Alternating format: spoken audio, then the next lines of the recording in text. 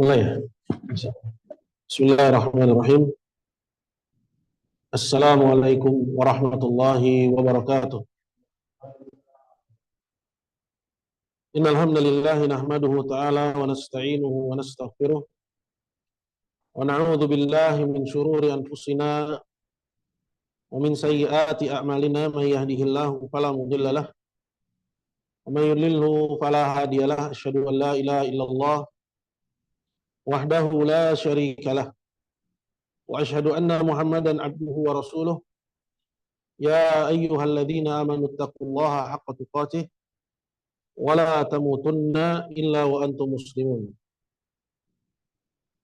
Ya ayuhan nasu taqu rabbakum alladzi khalaqakum min nafsin wahidah wa khalaqa minha zawjaha wa batha minhuma rijalan katsiran wa nisaa'a wattaqullaha alladzi tasaaluna bihi wal arhama innallaha kana 'alaikum raqiba. Ya ayyuhalladzina amanu taqullaha wa qulu qawlan sadida yuslih lakum a'malakum wa yaghfir lakum dhunubakum wa man yuti'illaha wa rasulahu faqad faza fawzan 'azima. Amma ba'du fa inna asdaqal hadits kitabullah ta'ala wa khairal hadi hadi Muhammadin sallallahu alaihi wasallam. Wa syarral umuri muhdatsatuha fa inna kulla muhdatsatin bid'ah wa kulla bid'atin dhalalah wa kulla dhalalatin finnar. Adani Allahu wa iyyakum minan nar. Hadirin ikhwan wal akhwat wal aba wal ummahat yang dimuliakan oleh Allah Subhanahu wa taala, alhamdulillah puji syukur kita senantiasa panjatkan kehadirat Allah Subhanahu wa taala. Salawat serta salam semoga senantiasa tercurah kepada junjungan kita Nabi besar Muhammad sallallahu alaihi wasallam serta keluarga beliau dan para sahabat beliau dan orang-orang yang tetap setia mengikuti jejak langkah beliau sampai akhir zaman. Pada sore hari ini alhamdulillah kita diberi oleh Allah Azza wa Jalla nikmat kesehatan dan kesempatan sehingga dengannya kita bisa berkumpul dan bertatap muka di tempat yang mulia ini. Alhamdulillah, sebentar lagi kita akan membahas sebuah persoalan yang sangat penting sekali yang kita ambil dari kitab Al-Usul Ats-Tsalatsah. Maksudnya bahwa kajian kita ini bukan kajian yang utuh tentang usul salasah. Dan saya yakin bahwa banyak dari antum sekalian sudah pernah membahasnya. Dan sudah banyak dari kalian yang mempelajarinya. Oleh karena itu, pada kesempatan sore hari ini sifatnya adalah penekanan kembali. Karena begitu butuhnya kita untuk diberi penekanan dan kembali diingatkan. Fadzakir fa inna dzikra tanfa'ul mu'minin. Berilah peringatan karena peringatan itu berguna bagi orang yang beriman.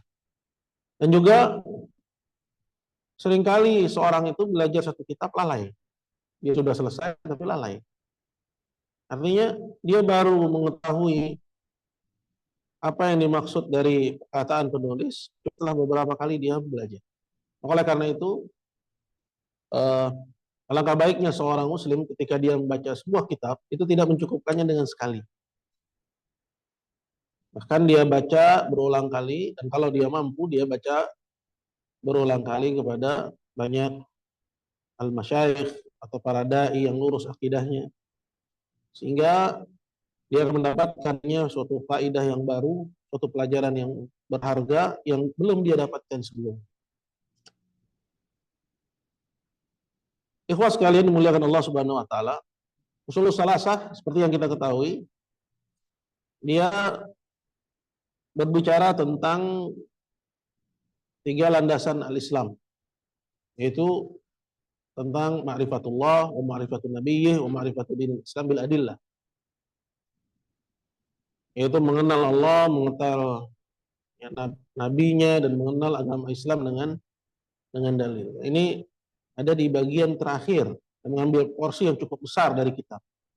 Namun sebelum masuk ke dalam tiga landasan pokok beragama ini, penulis mengawalinya dengan arba'u masail, dengan 4 persoalan. Ya. Bagaimana dikatakan oleh penulis, ya rahimahullah, annahu yajibu alaina ta'allumu arba'i masail. Tahuilah Allah rahmatimu, wajib bagi kita semua untuk mempelajari 4 persoalan. Yang pertama adalah al-ilmu, kemudian yang kedua adalah ya al-amal, kemudian yang ketiga adalah dakwah di jalannya Allah Azza wa Jalla, dan yang keempat adalah bersabar. Nah, di antara pendahuluan dengan ya tiga landasan pokok beragama, itu di tengah-tengah ada persoalan penting yang dikenal dengan salatu masail. Yang dikenal dengan 3 persoalan. Nah, ini adalah 3 pilar dalam beragama. Anda harus betul-betul paham, karena apabila Anda paham ini, Islam Anda cacat atau bahkan nggak sah. Sebegitu mengerikannya 3 persoalan ini. Oleh karena itu, 3 persoalan ini menjadi sasaran orang-orang liberal dalam menanamkan paham mereka agar kaum muslimin ini tidak kenal agama. Mereka menanamkan toleransi yang kebablasan, mengajak kepada keragaman yang diajarkan di SD, SMP, SMA, sehingga nanti jebolannya adalah orang-orang yang tidak memiliki wala wal bara, tidak memiliki loyalitas yang benar terhadap Islam. Dia akan menganggap bahwa semua agama sama dan semua pemeluk agama adalah bersaudara. Jadi ini penting sekali tentang salah masail ini. Tentang 3 persoalan beragama ini yang kita sebut sebagai 3 pilar beragama. Nah, kita akan baca salah satu masail ini. Jadi kita nggak baca usul salah seluruhnya. Namun dalam membaca salah satu masail ini, ya kita ambil juga penjelasan dari seorang alim dari ulama Najd, yaitu Syekh Abdurrahman bin Qasim. Syekh Abdurrahman bin Qasim ini termasuk ulama Najd yang banyak jasanya dalam mensyarah dan memberikan catatan tinggi terhadap karya-karya para imam-imam dakwah. Di antaranya adalah kitab Ushulul Tsalatsah. Jadi di sana dikenal, biasa dikenal dengan Hasyiah ya Ushulul Tsalatsah. Jadi ini rujukan kita yang menjadi pegangan kita dalam membahas ya, pembahasan kita di sore hari. Nah, di hadapan antum punya terjemahannya. Ini kita mulai dari halaman 4. Yaitu pada perkataan menulis, "I'lam rahimakallah annahu yajibu ala kulli muslim wa muslimah ta'allumu thalathi hadhil masail wal amalu bihinna." Sudah dapat? Itu poinnya. Ya, yang belum ambil bukunya tolong ambil bukunya biar ikut nyimak. Ya, bukunya ini ada di depan. Ya.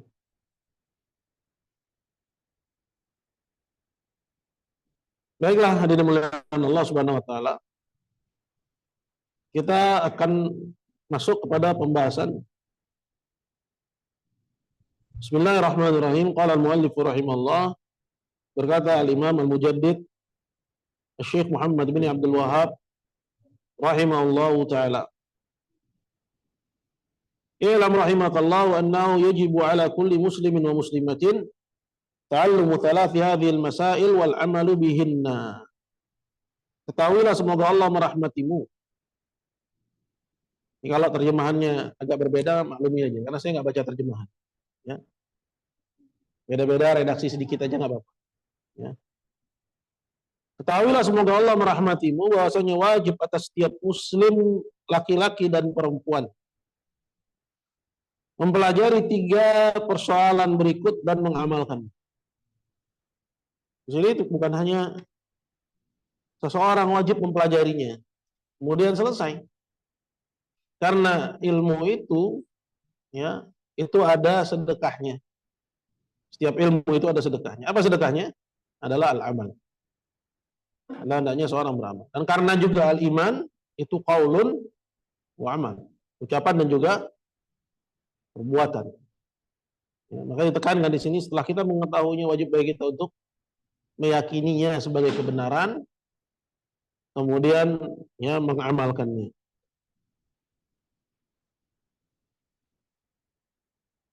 Dikatakan oleh Syekh Abdul Rahman, qala mukallafin min dzakarin wa untha hurrun wa 'abdin atau hurrin wa 'abdin wujuban ainian.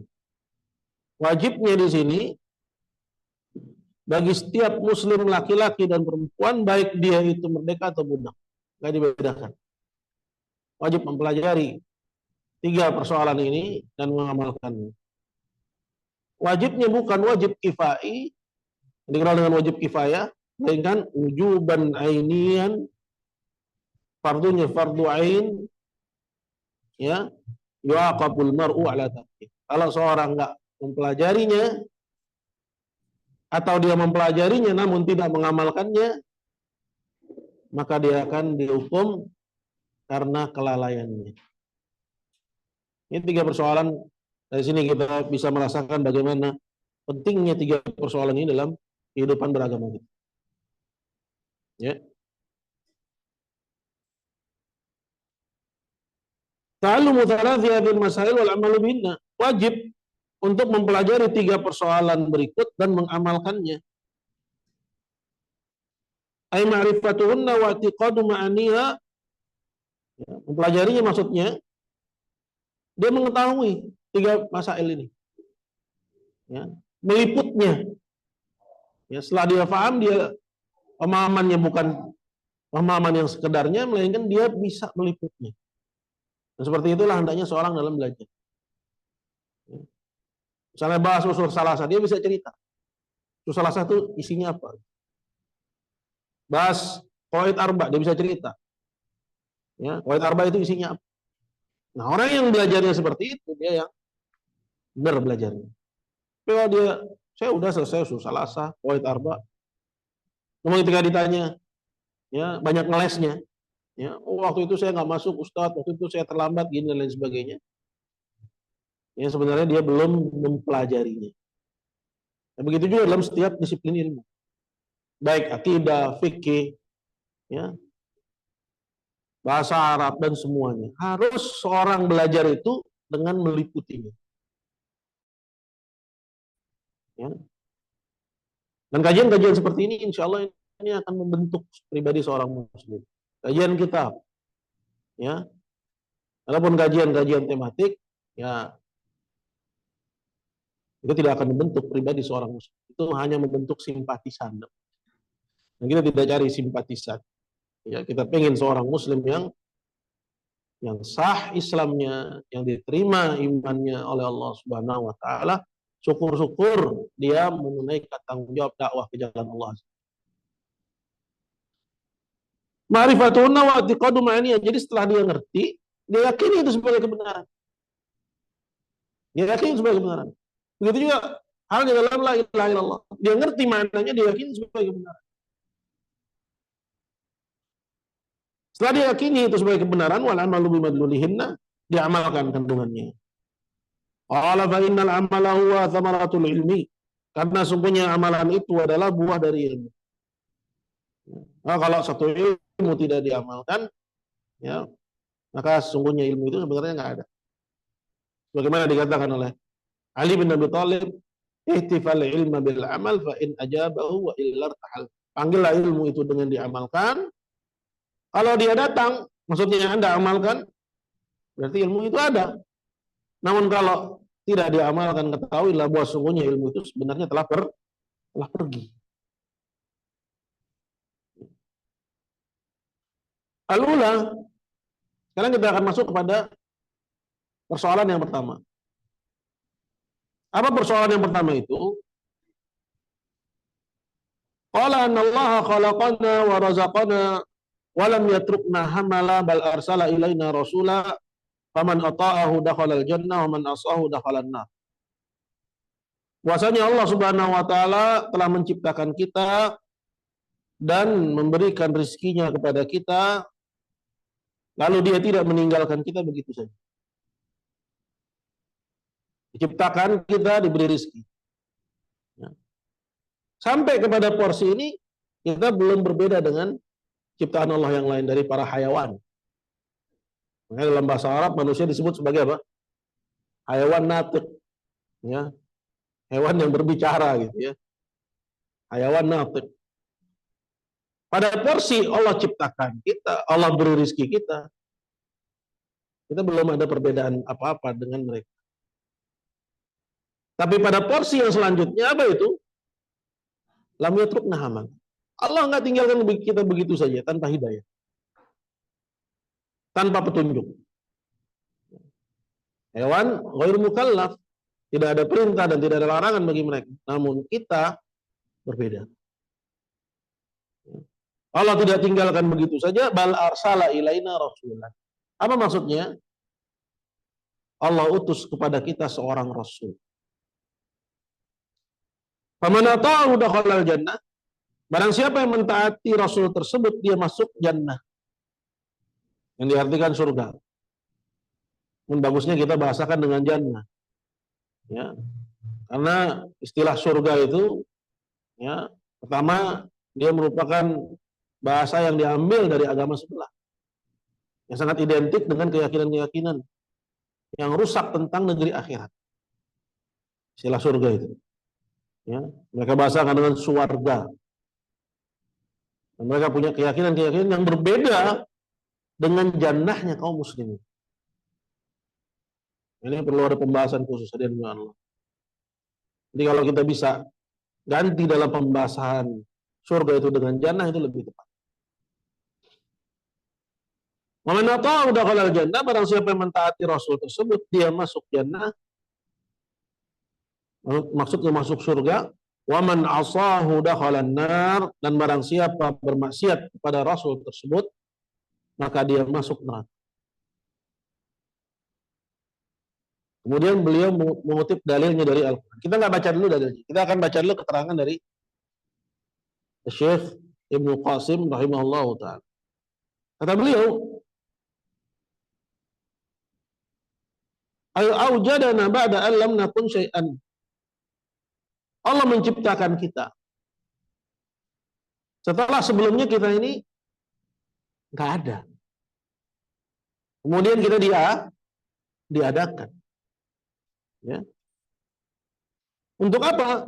Li'ibadatihi, untuk mengibadahi Allah Azza wa Jal.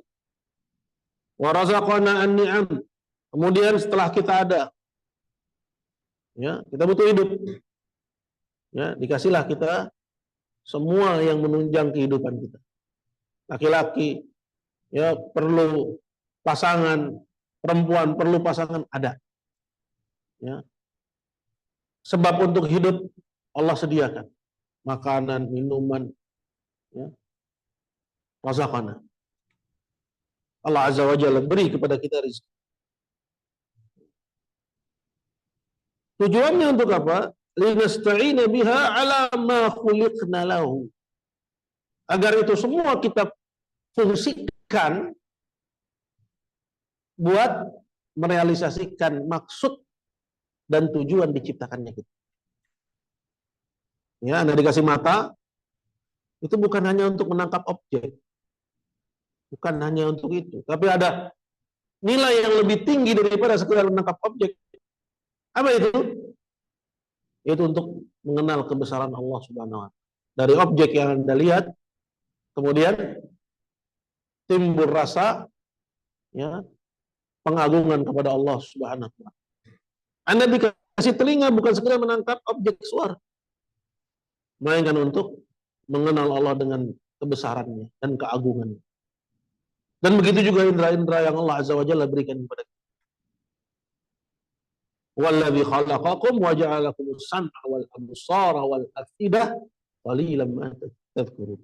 Dialah Allah yang telah menciptakan kalian dan menjadikan kalian penglihatan, pendengaran dan hati.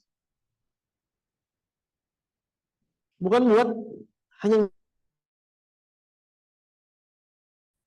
ya darinya kita mengenal Allah Subhanahu wa taala.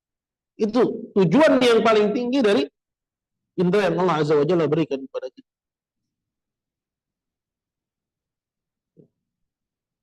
Qala wa lam yatrukna hamalan. Dan Allah tidak meninggalkan kita begitu saja. Nanti setelah diciptakan, ya, kemudian kita dikasih rezeki buat menopang kehidupan, kemudian dibiarin tanpa hidayah, lah. Ai muhmilina mu'attilina sudah. Maksudnya muhmilin, ya, ditelantarkan, mu'attilin, dibiarkan, sudah, tanpa perintah, tanpa larangan. Kita nggak diciptakan seperti itu. Syibhul bahaim. Kalau hanya itu, untuk itu kita diciptakan, berarti kita serupa dengan hewan. La nu'mar wa la nunha, tanpa perintah, tanpa larangan. Nah, kan ada perintah Allah kepada kita, ada larangan Allah Subhanahu wa taala kepada kita.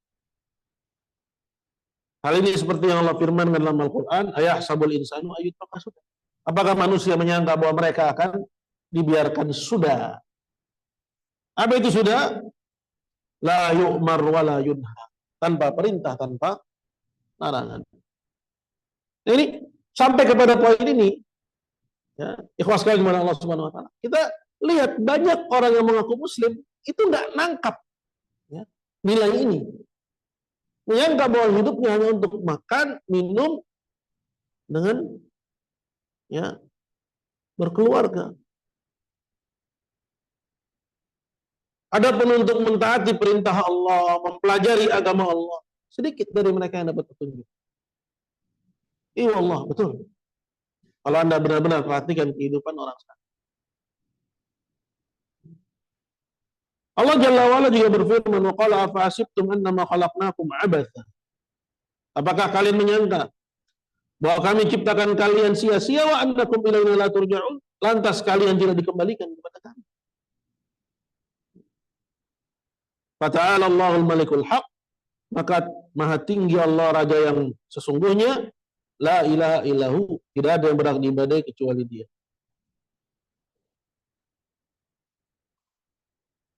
Kalau fil hadisil qudsi, dalam hadis qudsi, Nabi bersabda bahwa Allah Azza wa Jalla berkata, Ibn Adam, wahai anak Adam,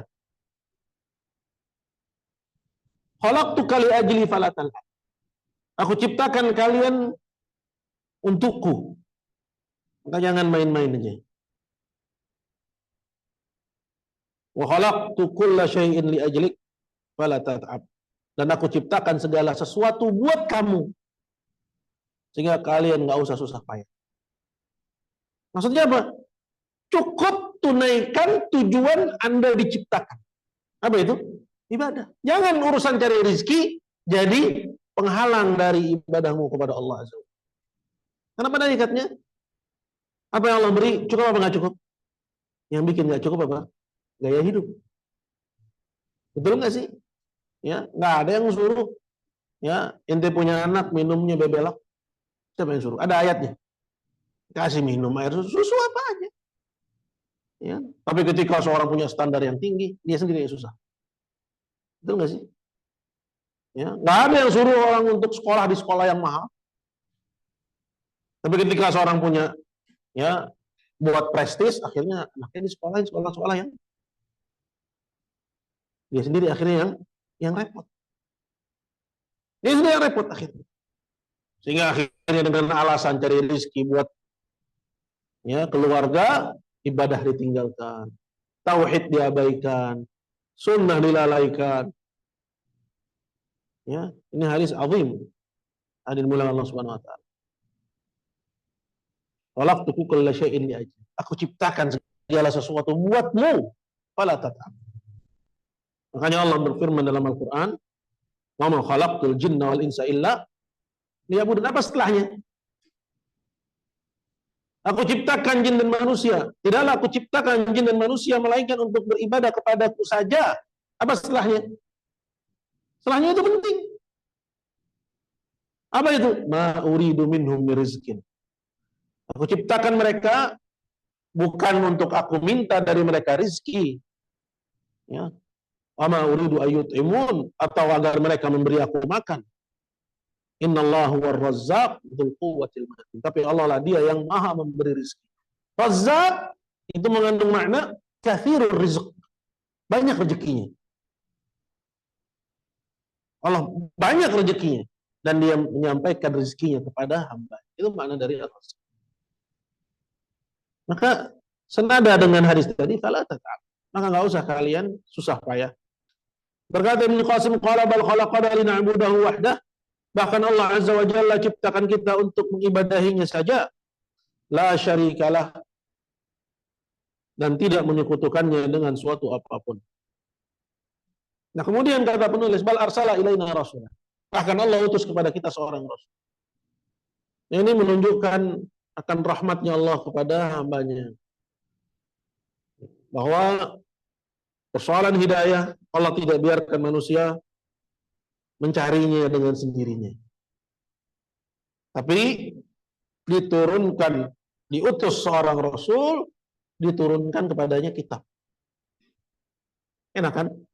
Sehingga Anda nggak perlu kira-kira ibadah kepada Allah gimana ya? Ya, mungkin kopral. Ini mau ibadahnya dengan cara kopral. Nah, kalau yang semedi udah banyak, ya gue mau kopral lah. Ya. Dia berinovasi. Nggak perlu, kenapa? Karena udah untuk itu sudah ditanggung oleh siapa? Oleh Allah dengan diutus seorang rasul. Dan juga kalau manusia dibiarkan ya, pada persoalan ini untuk berkreasi sendiri-sendiri, maka mereka akan punya cara ibadah yang berbeda-beda. Maka di antara nikmat Allah Subhanahu wa taala dengan diutusnya para rasul, kita punya cara ibadah yang seragam. Ya. Dan itu Allah utus setiap rasul kepada kaumnya sendiri. Dan khusus kepada kita Allah utus ya Nabi kita Muhammad sallallahu alaihi wasallam. Allah wa Muhammadun sallallahu alaihi wasallam, rasul yang diutus kepada kita adalah Nabi Muhammad sallallahu alaihi wasallam. Arsalahu bil huda wa dinil haq. Allah utus Muhammad dengan huda. Apa itu huda? Al ilmu nafi', ilmu yang bermanfaat. Ya. Itu yang ada dalam Al-Qur'an dan hadis yang sahih. Wa dinil haq, dan agama yang benar. Apa itu agama yang benar? Yaitu al-amalus salih. Walladzi arsala rasulahu bil huda wa dinil haqqi liyudhhirahu 'ala ad-dini kullih wa kafa billahi syahid. Dialah Allah Ta'ala yang telah mengutus Rasulnya dengan membawa huda dan agama yang benar. Huda adalah ilmu yang bermanfaat. Apa itu ilmu yang bermanfaat? Yang tidak menyisakan keraguan dan menanamkan keyakinan. Wadinil haq, dan agama yang benar adalah al-amalus soleh, yaitu amalan yang soleh. Liyudhhirahu, agar Allah menangkan ya rasulnya atau agamanya ini ala dini kullih, di atas semua agama. Jadi nggak sama ya al-Islam dengan Nasraniyah, Islam dengan Yahudiyah, nah, ya apalagi Islam ya dengan agama Hindu, Buddha atau ajaran-ajaran yang lainnya. Melainkan dia adalah agama satu-satunya yang Allah Azza wa Jalla ridhai. Ya, inna ad-dina 'indallahil Islam. Agama yang di sisi Allah itu adalah al-Islam.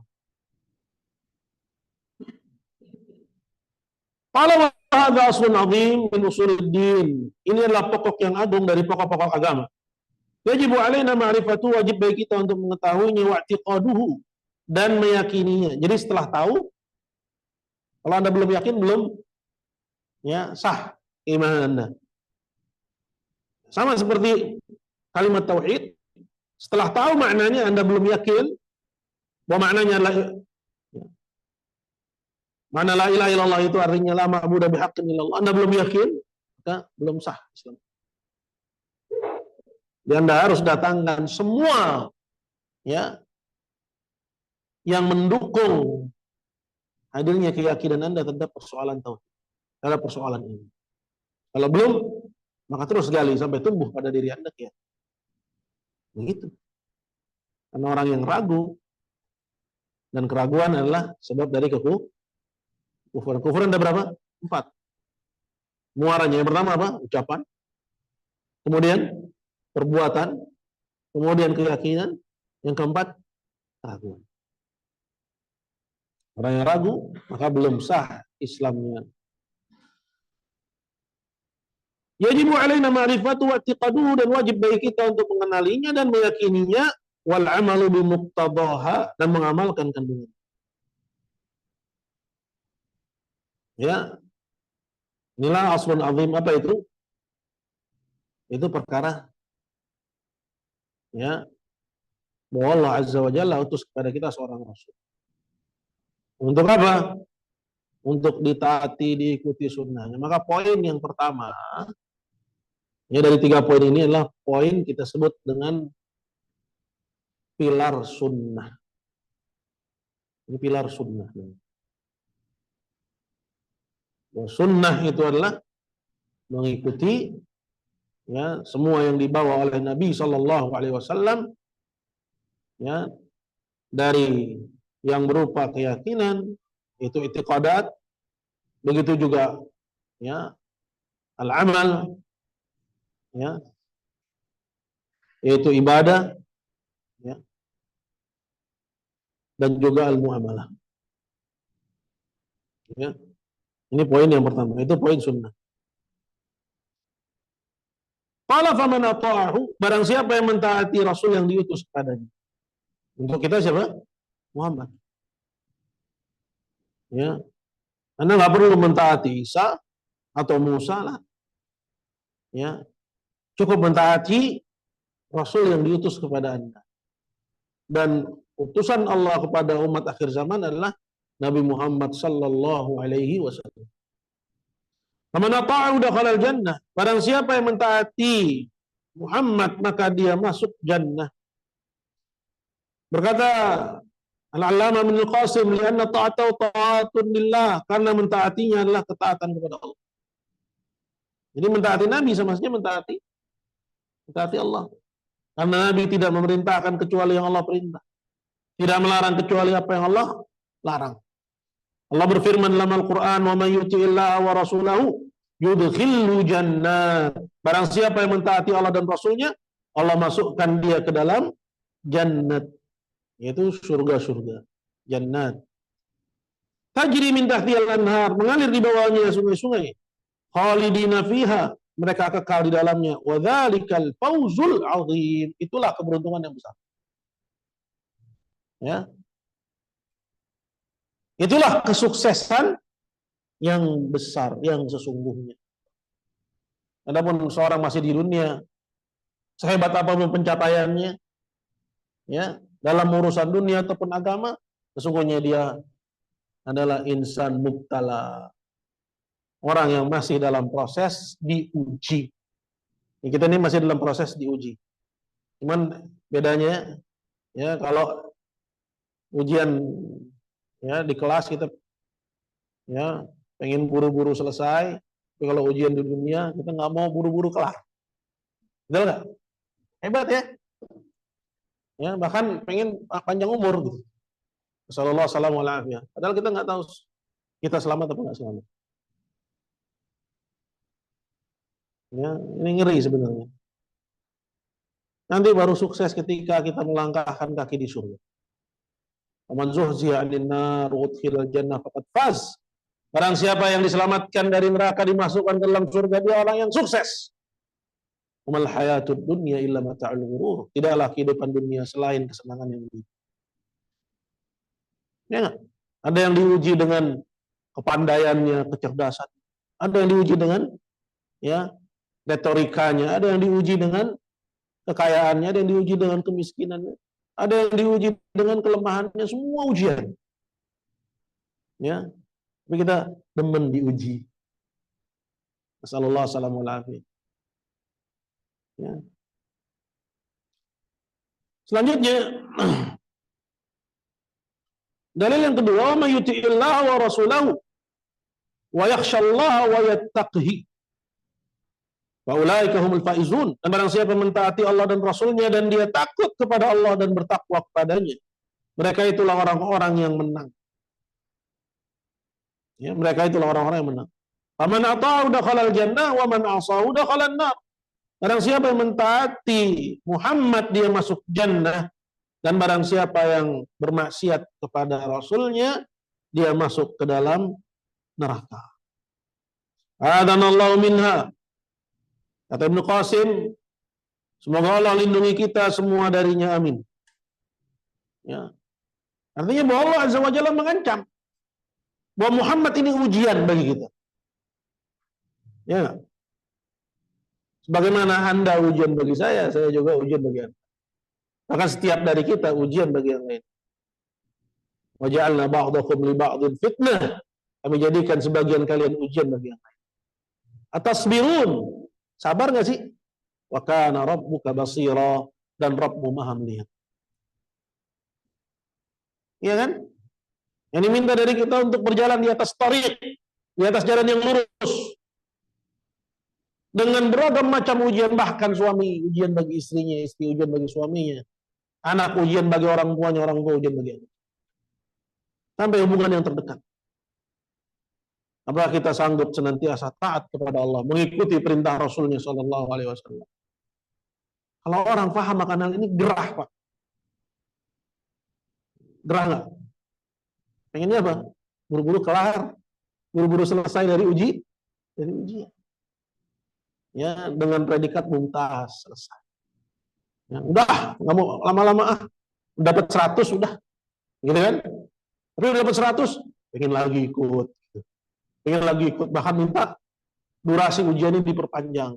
Padahal belum tentu dia selamat. Allah musta'an. Cerdas sekali gitu. Ya. Ini nggak logis sebenarnya. Ya. Karena hakikat dari kehidupan yang sesungguhnya adalah ya, kita pengen bahagia di mana? Di akhir. Ya. Bagaimana kata Nabi sallallahu alaihi wasallam? Ya, dunia itu sijnul mukmin. Dunia itu penjara bagi orang yang beriman. Ente demen di penjara lama-lama. Masuk akal apa masuk akal nih? Nggak masuk akal. Bahkan kita makmurkan dunia kita. Sehingga ketika hilang dunia kita, sedihnya lebih dahsyat daripada hilangnya agama kita. Ngeri Pak. Ya, kalau kita lihat kehidupan, bagaimana seorang diuji imannya sedemikian rupa, bahkan sampai dia nggak merasa bahwa keimanannya sudah terancam, ya begitu parah, sudah begitu kronis, nggak merasa. Ya. Jadi kajian-kajian seperti ini bagus, ya, karena mengembalikan kita kepada khitah, mengingatkan kita kepada ya tujuan diciptakannya kita, mengingatkan kita kepada kampung akhirat yang itulah kampung halaman kita yang sesungguhnya. Ya. Dan sebaliknya jauh dari majelis taklim, ya, ini bahaya. Ya, sebagaimana disebutkan dalam sebuah hadis yang dhaif, tapi maknanya benar. Ya, dikatakan innama ya'kuludz dzib minal ghanami al-qasiyah. Ya, kambing yang dimangsa oleh serigala itu yang menyendiri dari kawanannya. Maka jangan seorang menyendiri dari kawanannya, meninggalkan majelis ta'lim, meninggalkan kajian, jauh dari bimbingan agama, yang begini bakal cepat ya dimangsa oleh serigala. Nah, lanjut ya. Qala may ya'sillahu wa rasulahu wa yata'adda hududahu. Yudkhilu naran khalidan fiha walau adzabun muhin. Allah berfirman, dan barang siapa bermaksiat kepada Allah dan Rasulnya dan melanggar batasannya, Allah masukkan dia ke dalam neraka, kekal di dalamnya dan baginya azab yang menghinakan. Berkata Ibnu Qasim, qala wa qad amarana Allah bi ta'atihi wa nahana an maksiyatihi.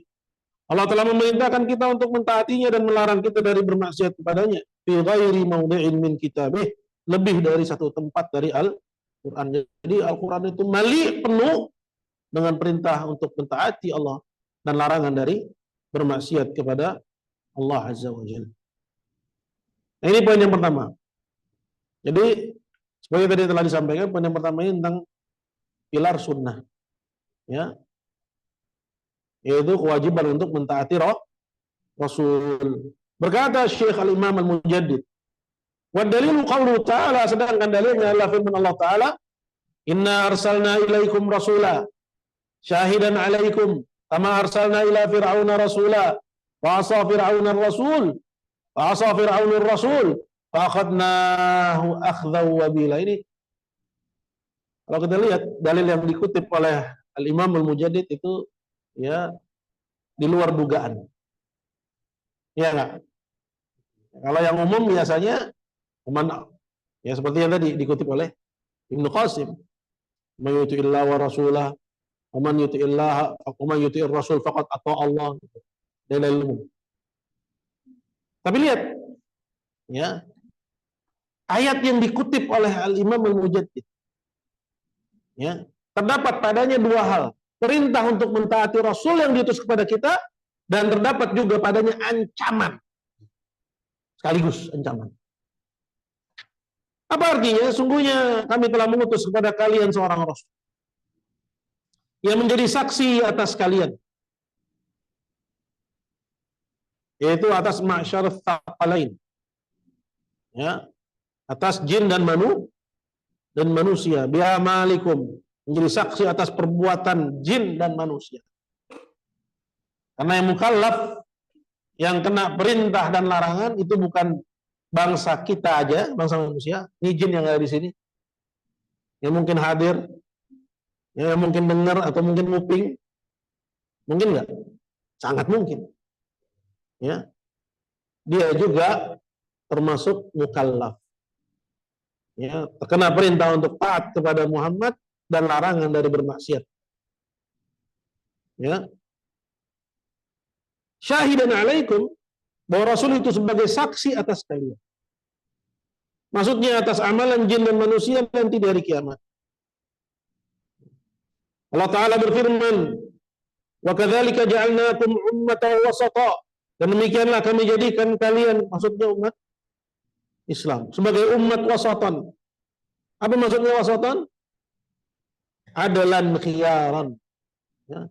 Bukan apa yang digembong-gembongkan oleh orang-orang sekarang, wasatiyah. Ya.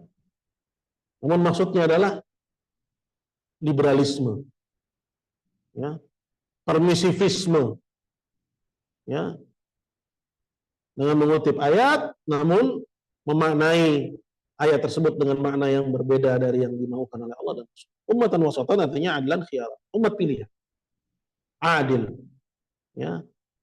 Dan adil itu bukan berarti sawasiyah, ya, bukan artinya seimbang, tapi adil itu artinya menempatkan segala sesuatu pada tempatnya, ya, menempatkan segala sesuatu pada tempatnya. Misalnya contoh persoalan waris, ya, perempuan dapat, ya, setengah dari bagian laki-laki, ya. Persoalan saksi, bahwa kesaksian perempuan, ya, itu 2 orang, adapun laki-laki 1. Ya, ini nggak bisa dirubah. Tapi orang-orang liberal itu menginginkan persamaan. Walaupun harus berubah makna Al-Quran. Ini bukan wasatiyah. Ini adalah kekufuran kepada Allah. Jadi adlan artinya adil, yaitu yang proporsional. Ummatan wasatan, ummatan adlan, maksudnya umat yang proporsional. Apa itu proporsional? Menempatkan segala sesuatu pada tempatnya. Khiyaran artinya pilihan. Litakunu syuhada 'alan nas, Agar kalian, maksudnya umat Islam ini sebagai saksi, menjadi saksi bagi sekalian manusia. Wa yakuna rasulu alaikum syahida, dan Rasul menjadi saksi bagi kalian. Jadi umat Islam saksi bagi umat yang lain. Dan Nabi Muhammad saksi atas amalan kita. Jin dan manusia. Syahidan alaikum, sebagai saksi atas kalian. Kama arsalna ila fir'auna rasula. Jadi Allah mengutus kepada kita seorang rasul. Kemudian Allah bilang, ini udah pernah, ya, saya utus sebelum kalian ini, ya, seorang rasul kepada Firaun. Gitu. Dianalogikan dengan bahwa dia pernah mengutus Musa kepada Firaun. Kama arsalna ila fir'auna rasula.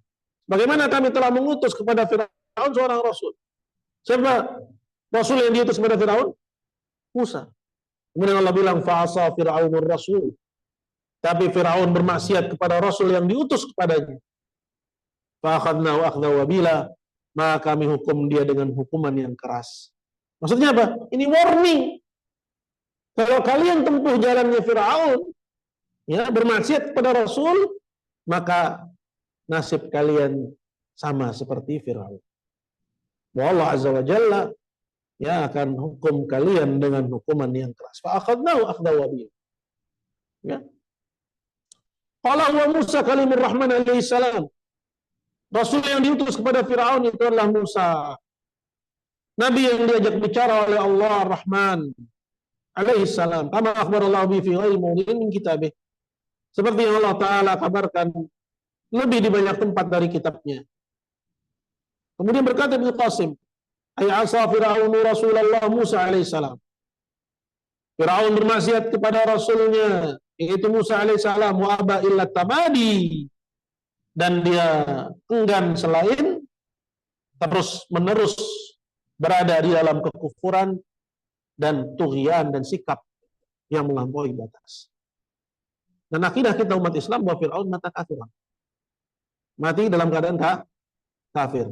An-naru yu'raduna 'alaiha ghuduwan wa 'ashiyya. Ini dalilnya. Api dipanaskan kepada Firaun, ya, di alam barzakh siang dan malam. Wa yaumal qiyamah, dan nanti di hari kiamat dikatakan adkhilu ala fir'aun asyaddal 'adzab. Masukkan keluarga Firaun ke dalam, ya, neraka jahanam, ya, dengan azab yang paling kerasnya. Kenapa saya perlu ngomong begini? Ada yang ngomong bahwa Firaun mata musliman, mati sebagai muslim. Kaget nggak? Ya, kiai, pimpinan pondok pesantren, ya, katanya hati-hati dari mengkafirkan sehingga mengambil sikap warak sampai Firaun dia nggak mau yakini dia mati dalam keadaan. Ya, ini hati-hati yang tercela. Ya, pengikutnya banyak, yang ngacungin jempol nggak sedikit. Ya, sehingga dikatakan Pak Kiai sungguh arif dan bijaksana. Akhirnya kalau Anda ikuti keyakinan tersebut, apa nggak bahaya sama akidah? Sekarang ini ada ilmu Allah, ya, semua orang bebas ngomong. Kalau Anda nggak punya filter, ya, sehingga Anda akhirnya akan minimal nggak mengingkari mungkaran.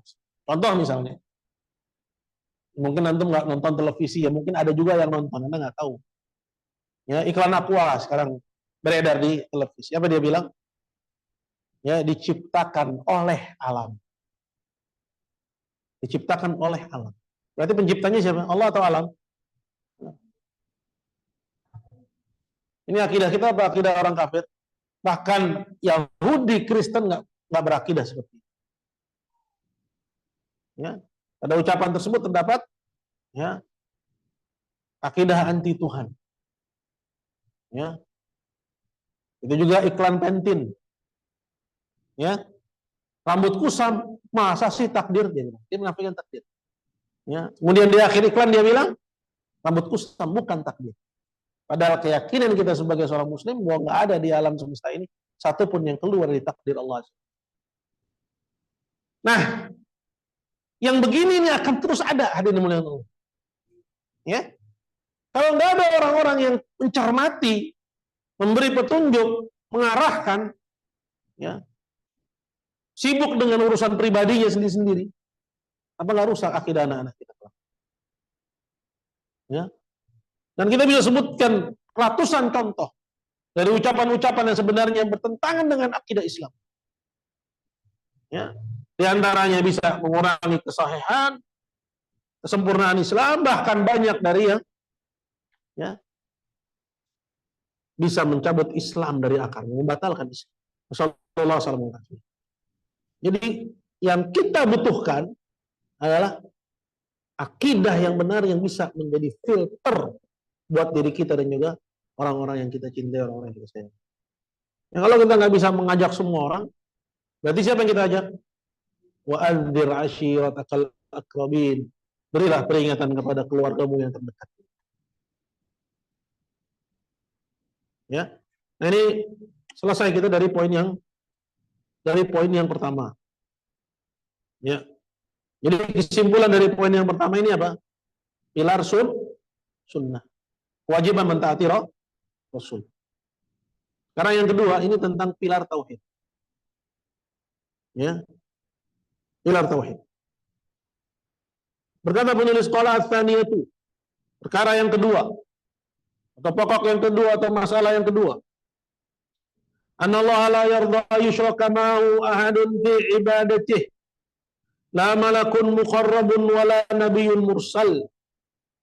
Bahwasanya Allah Ta'ala dia nggak rela, dia nggak sudi kalau dia disekutukan, ya, di samping dirinya dengan seseorang dalam peribadahan kepada. Apa maksudnya?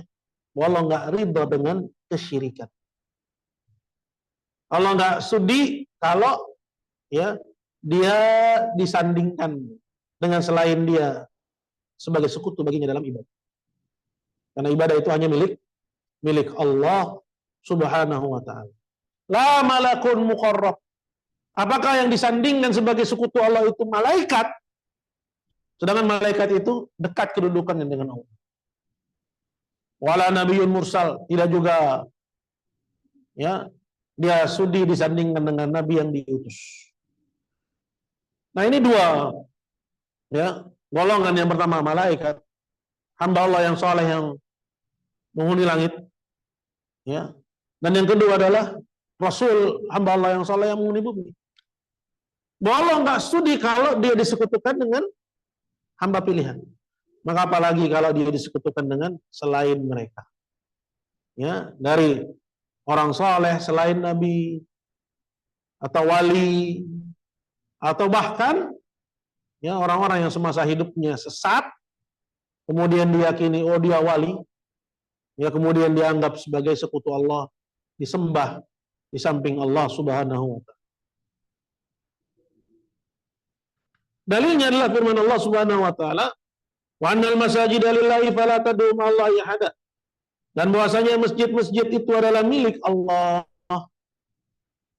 Ya, bahwa masjid-masjid itu adalah milik Allah, maka jangan kalian menyeru di samping Allah kepada siapapun. Baik. Jadi ini poin yang kedua, itu poin at-tauhid. Ya.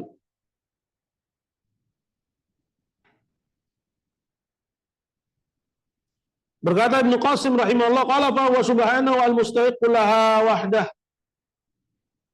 Bahwasanya Allah Subhanahu wa taala dialah satu-satunya yang berhak terhadap ibadah hambanya. Ya. Yang boleh menerima ibadah hambanya hanya Allah.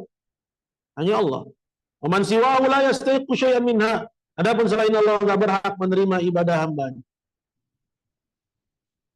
Wa fil hadisil qudsi, dan dalam hadis qudsi Allah berkata, inni wal jinni wal ins fi naba'in azim. Sesungguhnya aku jin dan manusia dalam persoalan yang besar. Ini kata Allah. Dirinya sendiri dia sandingkan dengan jin dan manusia. Kita punya perkara yang besar, ya.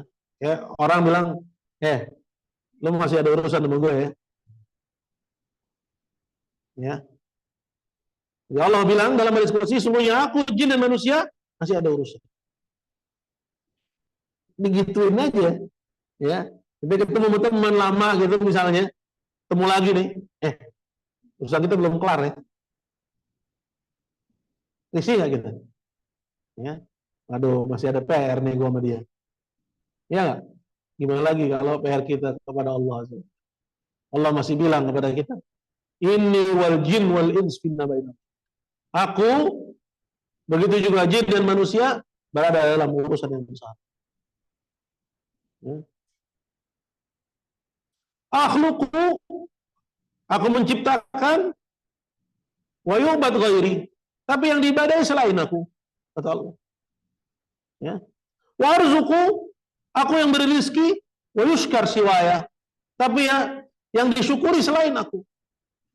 Yang ngasih penghidupan, sebab penunjang kehidupan Allah. Tapi manusia nyembah selain Allah.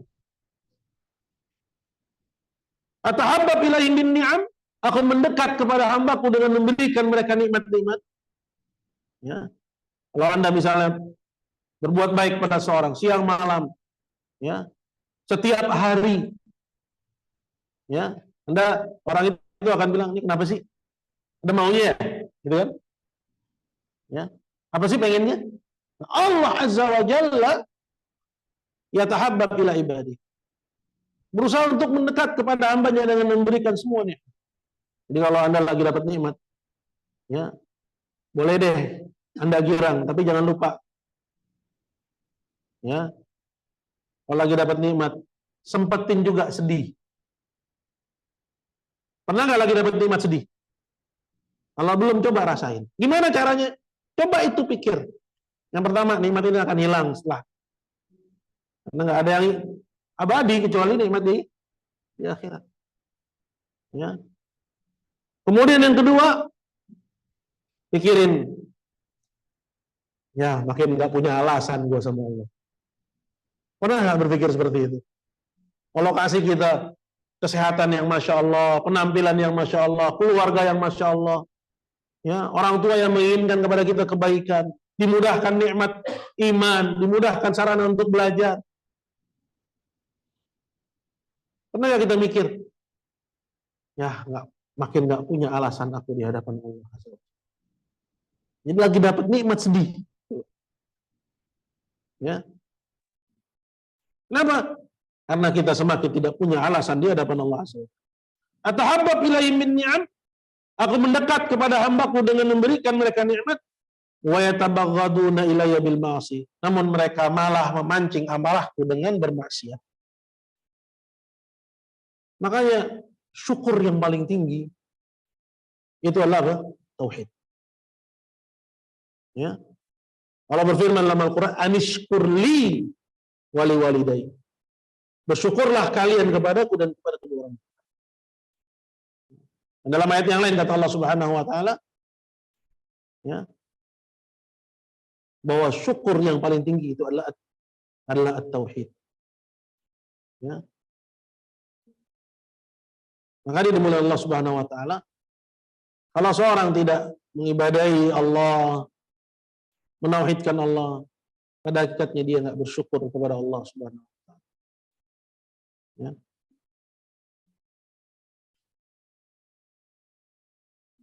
Allah berfirman, "Lamaqun fa'buduhu washkurulah."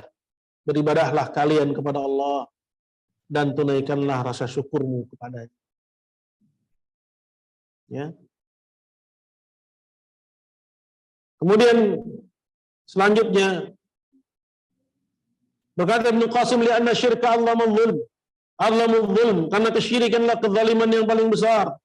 Allah berfirman, inna syirka la zulmun azim, sesungguhnya kesyirikan adalah kezaliman yang paling besar. Wa zulmu wad'u syai' fi ghairi mawdi'ih, dan kezaliman artinya adalah meletakkan sesuatu bukan pada tempat.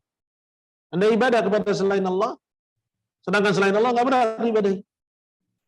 Ya, maka Anda bukan merampas hak, ya, orang di situ, tapi hak yang Anda rampas adalah hak yang menciptakanmu, yang memberi rizki kepadamu. Ya, maka dialah kezaliman yang paling besar. Allah wasallallahu al-musyriku mudzaliman. Allah namakan orang musyrik itu sebagai orang yang zalim.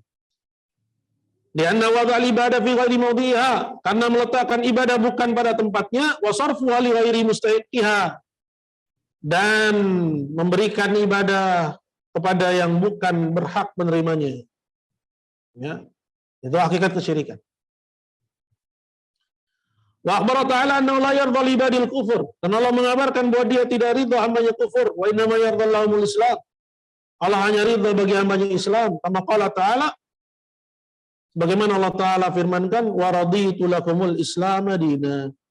Dan aku ridha untuk kalian Islam sebagai agama kalian. Ya. Dalam ayat yang lain Allah mengatakan, in takfuru fa innallaha ghaniyun ankum. Kalau kalian memilih jalan kufur, Allah enggak butuh kepada kalian. Wala yarda li ibadil kufur.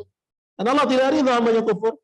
Wa in tashkuru yardahu lakum. Ini antara dalil bahwa tauhid, bahwa syukur yang paling besar adalah tauhid. Wa in tashkuru yardahu lakum. Kalau kalian syukur ya Allah, maka Allah ridha kepada kalian.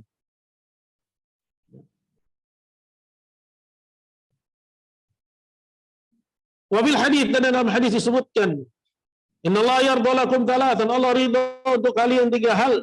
Yang pertama, ini yang sesuai dengan pembahasan. Apa itu? Anta'budu wa la tusyriku bi syai'an. Itu tauhid. Kamu beribadah kepadanya semata dan tidak menyekutukannya dengan suatu apapun.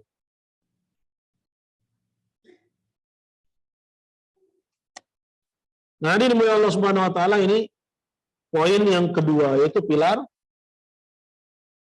at-tauhid.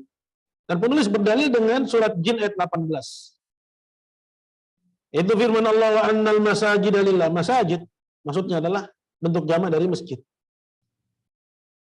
Ayal mawadhi allati buniyat lis-salati wal ibadah wa dzikrillah. Itu tempat yang dibangun untuk salat, ibadah, dan mengingat Allah. Ini makna yang pertama. Ya, yaitu bangunan. Makna yang kedua, au sujud, atau anggota sujud. Ada berapa anggota sujud? Ada 7. Umirtu an asjuda ala sab'ati a'dhum. Aku disuruh untuk sujud di atas 7 ya anggota badan. Telapak tangan, kening, hidung, lutut, kemudian ya kaki. Ya. Jadi masjid di sini ada 2 makna. Masjid sebagai bangunan atau anggota sujud. Apapun itu maknanya, Allah berfirman, fala tad'u ma'allahi ahad. Semua itu adalah milik Allah. Masjid itu milik Allah, anggota sujud kalian juga milik Allah. Maka boleh kita ya fala tad'u ma'allahi ahad. Maka jangan kalian menyeru, maksudnya beribadah kepada selain Allah di samping Allah Azza wa Jalla. Itu akibat dari kesyirikan. Ya, di saat kalian ibadah kepada Allah, kalian masih ibadah kepada selain Allah. Ya.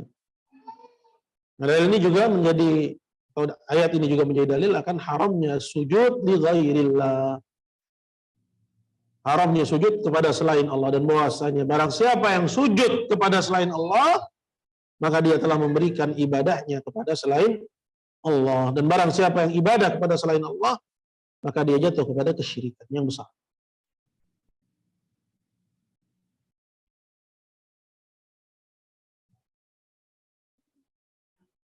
Yang terakhir, kita cuma sampai maghrib aja ya.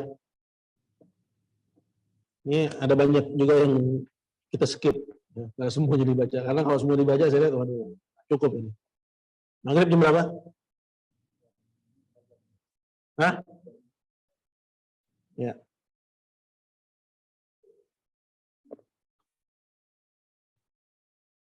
Yang ketiga ini yang termasuk yang paling krusial di zaman sekarang. Ya. Karena kalau Anda sudah menauhidkan Allah, ya, berpegang dengan prinsip mentaati Rasulullah, itu menjalani sunnah, ya, ada konsekuensinya di situ. Apa itu? Ini prinsip wala wal bara. Anda hanya boleh ya mencintai sesama muslimin. Dan Anda wajib melepas diri dari kafirin, dari orang-orang kafir. Kalau enggak, maka yang kedua itu bermasalah. Dua yang pertama itu bermasalah. Tauhid Anda bermasalah, prinsip sunnah Anda bermasalah. Ya. Apa perkara yang ketiga? Berkata penulis Al-Imam Al-Mujaddid Syekh Muhammad bin Abdul Wahab rahimahullah, qala anna man ata'a ar-rasul wa wahada Allah. Barang siapa yang sudah mentaati Rasul, prinsip yang keberapa? Yang pertama. Wa wahada Allah, dan dia sudah menauhidkan Allah, prinsip yang keberapa? Yang kedua. La yajuz, enggak boleh baginya, la yajuzu lahu, enggak boleh baginya mualatu man hadallahu wa rasulah. Memberikan loyalitas, maksudnya kecintaan. Wala itu artinya al-hub, mahabbah. Memberikan kecintaan. Man hadallahu wa rasulah, orang-orang yang mendurhakai Allah dan Rasul. Maksudnya orang-orang kafir. Walau kana aqraba qarib, walaupun orang yang mendurhakai Allah dan Rasulnya itu adalah kerabatnya yang paling dekat. Ya, jadi nggak enteng Anda milih jalan Islam ini, nggak enteng. Ya, kalau cuma mengucapin syahadat enteng. Semua orang Muslim kalau ukurannya mengucapkan syahadat. Ya, tapi menauhidkan Allah, begitu juga ya mengikuti sunnah Rasulullah, membangun wala wal bara di atas keduanya. Ya, ini perkara yang aziz. Hanya sedikit orang yang sanggup melewatinya. Iya. Ya. Tidak semua orang diberi kemudahan untuk berjalan di atas prinsip ini. Ya, Anda harus tahu, Anda harus ya meyakininya, karena ini dibangun di atas dalil. Yang ketiga, Anda harus mengamalkan. Kalau tidak, maka dua prinsip yang pertama itu bakal bermasalah. Ya. Wad dalilnya dalam hal ini jelas sekali, yaitu firman Allah Subhanahu wa taala yang terdapat dalam Al-Qur'an surat Al-Mujadilah ayat 22. Ya. Apa itu? Yaitu firman Allah yang berbunyi, la tajidu qauman yu'minuna billahi wal yawmil akhir. Kamu wahai Muhammad, kamu tidak akan dapati satu kaum. Ya. Kaum itu tiga kelompok manusia, sekelompok manusia. 3 orang atau lebih. Ya.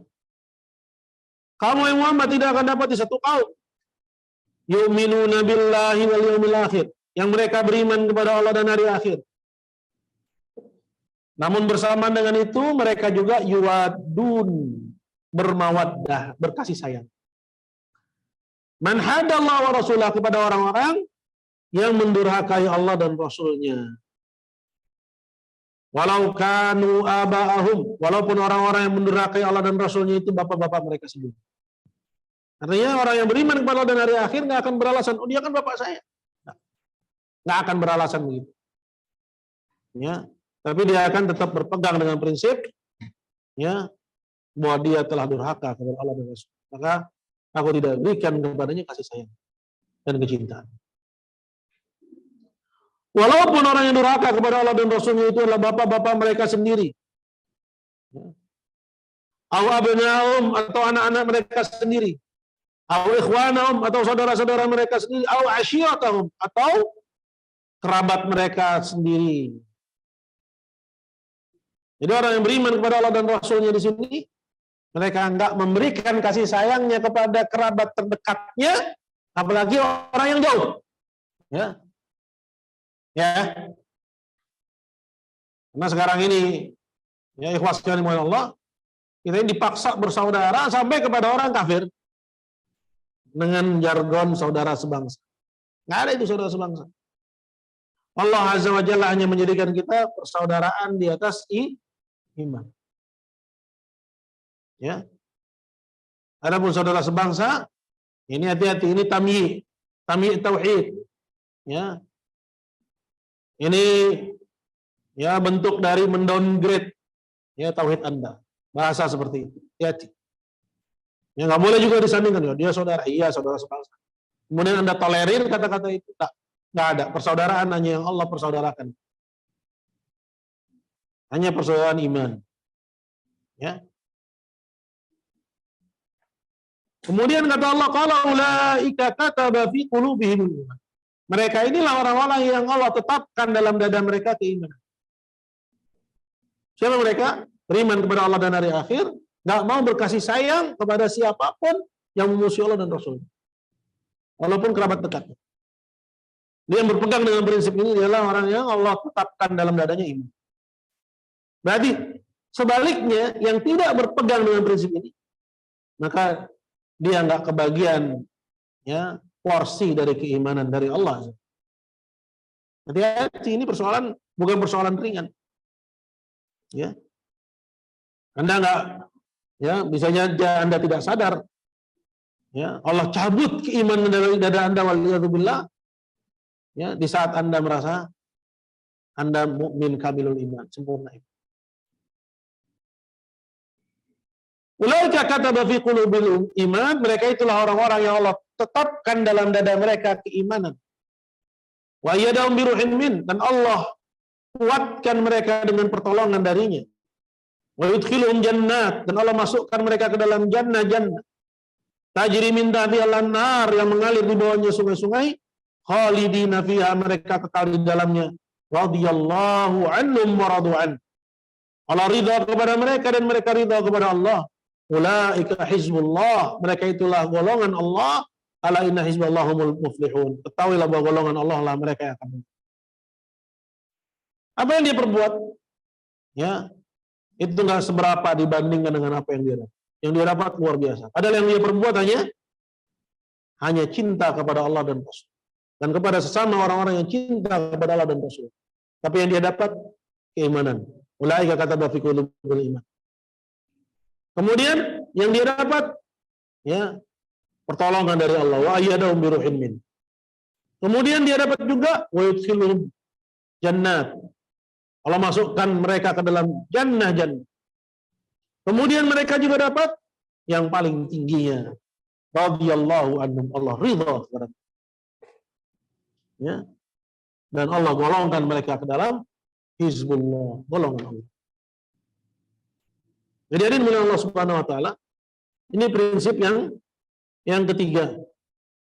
Berkata Ibnu Qasim, qala al-masalatu ats-tsalitsah min al-masail ats-tsalath allati yajibu 'ala al-mukallafi ma'rifatuha wa i'tiqaduha wal 'amalu bi mujibiha. Persoalan yang ketiga dari tiga persoalan yang wajib bagi seorang mukallaf. Ya, siapa mukallaf? Muslim baligh, aqil. Setiap muslim yang udah baligh dan dia berakal. Ya. Wajib untuk mengetahuinya, meyakininya dan mengamalkan kandungannya. Apa perkara yang ketiga itu? Annaman ata'ar rasul, bahwa barang siapa yang sudah mentaati rasulnya fima amara bih, pada apa yang dia perintahkan. Wajtanaba ma nahaan, dan meninggalkan apa-apa yang Allah larang atau rasulnya larang. Wa wahhadallah fi ibadati, dan dia menauhidkan Allah dalam ibadahnya. Anda harus bangun loyalitas bukan di atas yang lain. Jadi kalau Anda masih bangun loyalitas di atas selain tauhid, ya, merangkul, ya, kaum muslimin bukan karena tauhidnya, ya, memasukkan ke dalam golongan Anda orang-orang bukan disebabkan karena ketaatannya kepada Allah, dan mengeluarkan orang-orang dari golongan Anda bukan disebabkan karena kemaksiatannya kepada Allah. Artinya membangun loyalitas bukan di atas tauhid dan sunnah, maka Anda langgar prinsip yang penting ini. Ya. Kemudian berkata Syekh, qala bal yajibu alaihi an yusarimuhum.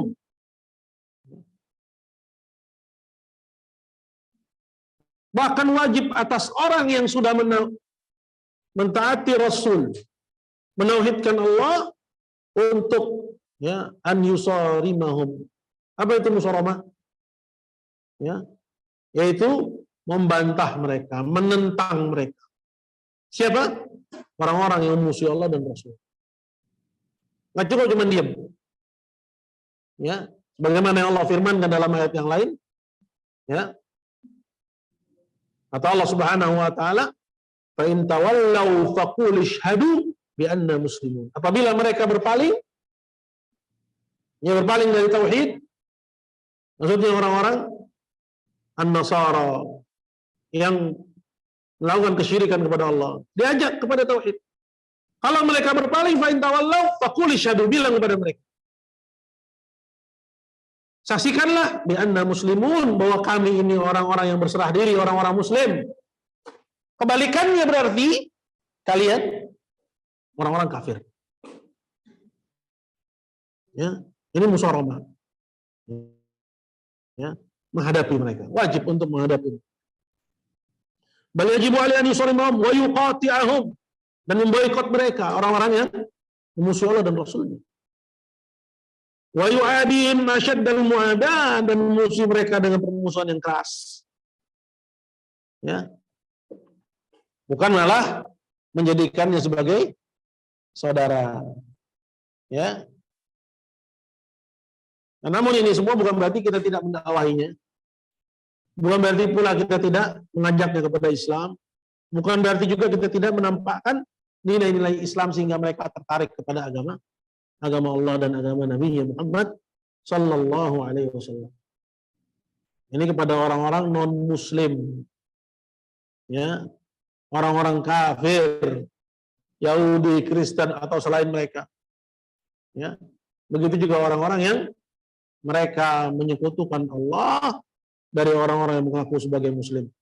Qala wal muhadduna lillah, yang dimaksud dengan orang-orang yang mendurhakai Allah pada ayat ini, yang enggak boleh kita berkasih sayang dengan mereka. Siapa dia?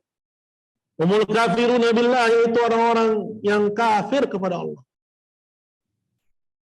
Wa qad harramallahu muwalatahum, Allah telah haramkan kita loyal kepada mereka, mencintai mereka. Ala kulli muslimin wa muslimah, atas setiap muslim dan muslimah. Wal muwalah, yang dimaksud dengan muwalah, ya loyalitas. Ya.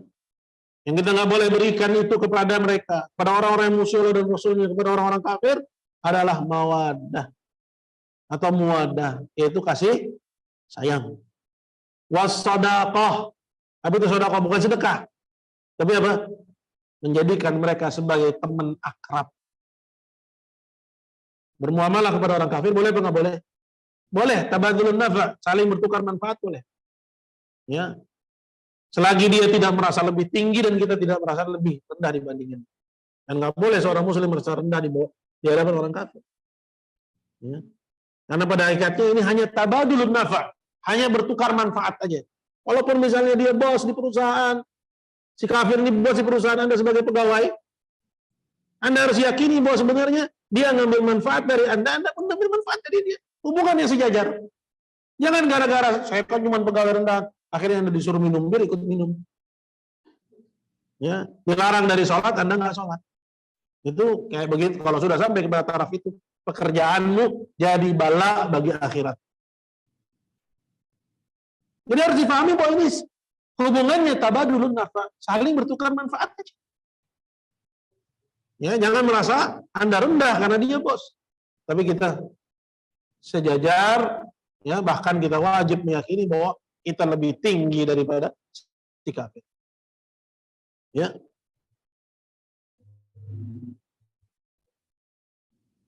Jadi yang dilarang dalam Islam bukan tabadzulun nafa', saling bertukar manfaat, tapi sedekah. Pertemanan yang dekat, ya, yang akrab. Apa ukurannya? Dia tahu rahasia Anda tahu rahasia dia. Nah, kalau udah saling buka rahasia, itu namanya ya teman akrab. Dan ini dilarang dalam Islam.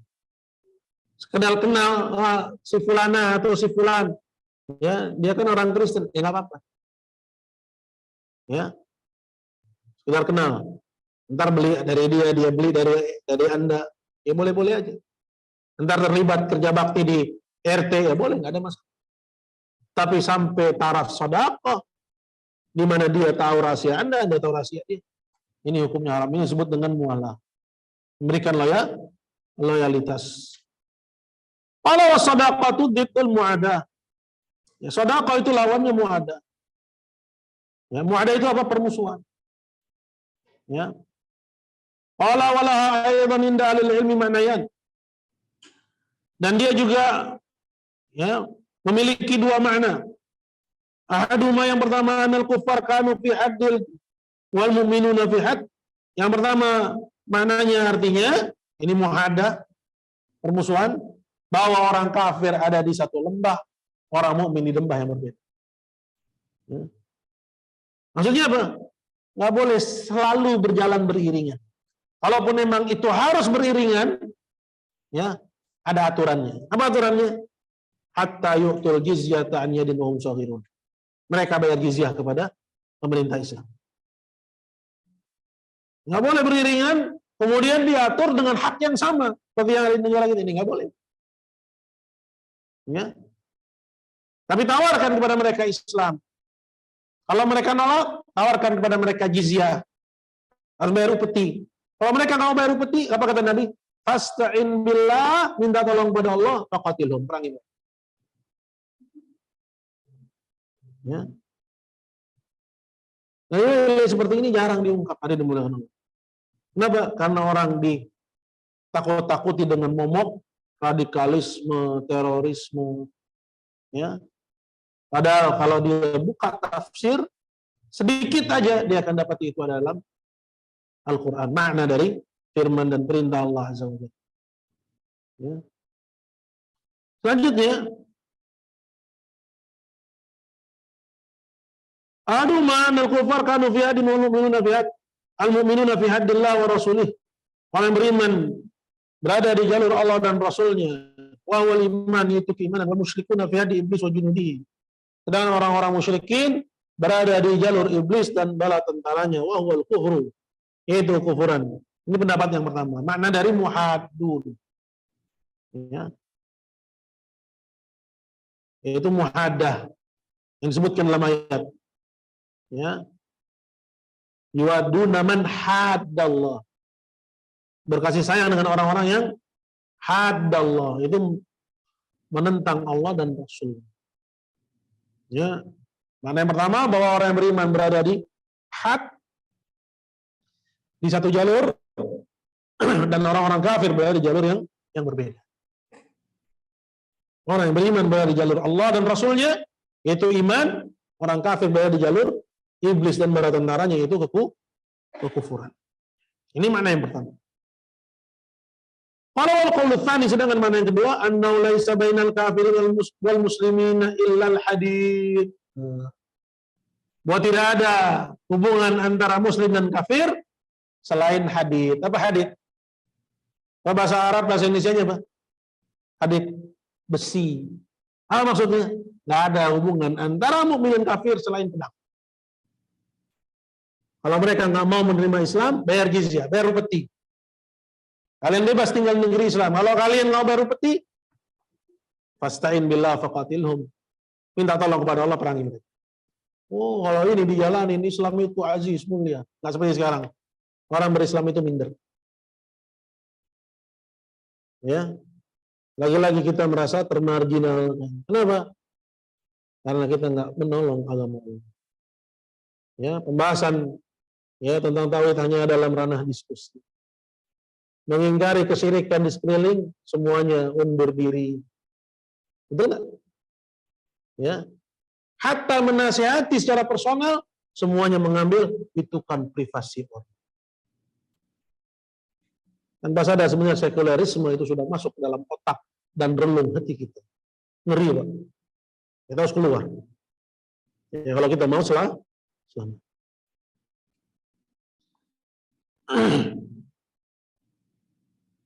Al-qaul tsani, mana yang kedua, anna laisa bainal kafirin wal muslimin illa al-hadid. Bahwa tidak ada antara orang kafir dan muslim selain besi.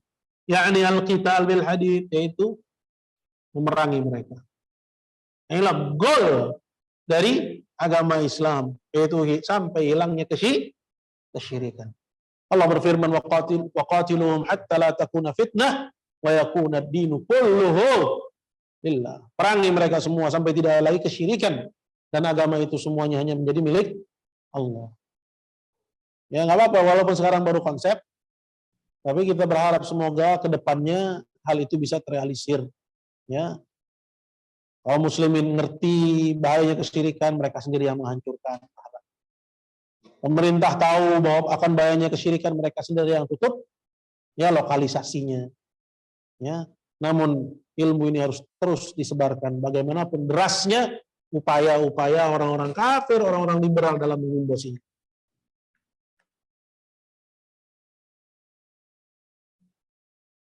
Nah, kemudian kata Syekh Ibnu Qasim mengomentari firman Allah, walaupun orang yang menentang Allah dan Rasulnya itu adalah bapak-bapak kalian, anak-anak kalian, saudara kandung kalian, keluarga dekat kalian.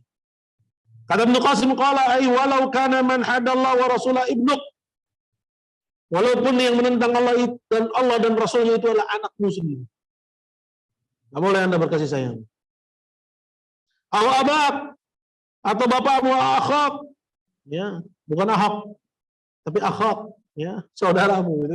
Kemarin itu sempat diarab-arabkan kan, akhak, akhuka itu kalau dia marfu, kalau dia mansub jadi akhak. Dia bilang akhak itu bahasa Arab. Jadi di saat mereka muslim, kaum muslimin, mereka juga masih berusaha untuk merangkul umat Islam. Kenapa? Karena kitanya bodoh. Bodoh kita. Sampai mereka bisa berpikir, ini masih ada celah.